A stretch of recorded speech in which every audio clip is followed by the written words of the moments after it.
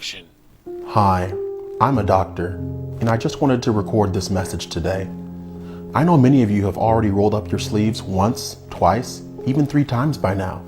But there are millions of you out there who still haven't, and you are the ones I'm singling out in this video. You people talk a lot about your rights and your freedom to choose, but that's where you're wrong. You don't have rights or freedom of choice anymore, and you haven't since January 20th of 2021. I know what I'm talking about, and my word is gospel, because I went to a very expensive medical school that I'm still paying off to this day. I learned a lot in that school. First, I learned it is possible to exist as a human without any spine at all, and I carry that knowledge on to this day. I also learned about the scientific method. The scientific method encourages testing and years of research, but you see, that's not nearly as exciting as making sure the companies I'm partnered with continue to make record profits year after year. Because the third thing I learned in school is that when they make money, I make money, and I like money, so I do what they tell me to do. I know you might think your bodies are more important than my opinion, but that's where you're wrong. It's your body, but it's my choice. Sometimes you just have to do what you have to do to get back to normal. And normal is now doing whatever I say as I reject your religious or medical exemptions. Listening to your well-researched objections, which I just call conspiracy theories and ignore, is exhausting. And I don't have time for that, because I'm tired. Not just from all the choreographed dances I did last year, but also from being overwhelmed at work all the time now. Ever since we fired many of my colleagues for making their own choices, my hospital has been overrun and short-staffed. I know this is a crisis I brought upon myself because I refused to stand up for them and many others like them. But now I expect you to feel sympathy for me for all the extra work I now have to do. Because firing healthcare workers in the middle of a pandemic makes perfect sense, as long as you don't think about it that much, or at all. My job is to help people depend on big pharma, get healthy, which is why I've begun to refuse to treat people who have not rolled up their sleeves. Like, why would I go out of my way to treat a car crash victim who refused to wear their seatbelt? They made their choice. And even though I'm just a doctor, I also choose to believe I now have the right to act as judge and jury as well. You might say I have a responsibility to care for people and could be held liable if something goes wrong, but you're wrong about that as well. Responsibility and liability don't apply to me or the manufacturers of whatever I choose to prescribe to you. So right now, I just need you to do whatever I tell you to do, regardless of how little sense it makes.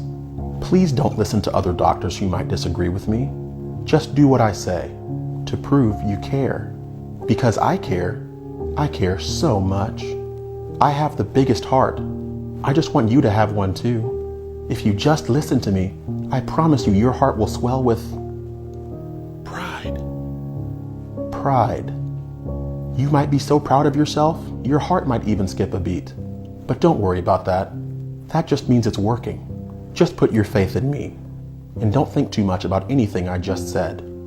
So roll up your sleeves. It's okay. It's just the tip. I'll go slow.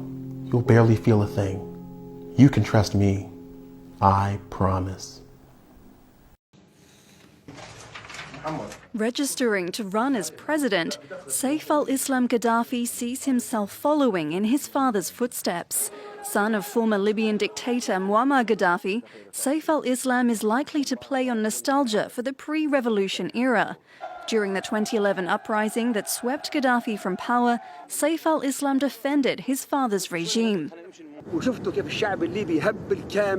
at how the Libyan people have mobilized, men and women, to break the back of the rebels. Now we are going to Tripoli, and you'll see the situation is under control. In November 2011, days after his father was killed, Gaddafi was captured by the Zintan militia group. 4 years later, he was sentenced to death in absentia for crimes committed during the revolt, including the killing of protesters. But in 2017, he was pardoned by Libya's eastern-based administration. He's also wanted for war crimes by the International Criminal Court, potentially complicating his presidential ambitions. After his release from custody, the precise whereabouts of Saif al-Islam had been shrouded in mystery, but an interview in October with the New York Times set the stage for his political comeback.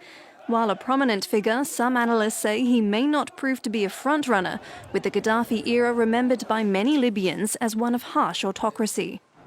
His candidacy comes amid a fragile peace process in Libya. In recent years, the country has been split between two rival administrations backed by foreign forces. But a unity government sworn in March is tasked with steering the nation to UN-backed elections as different factions and political bodies dispute election rules governing who can run.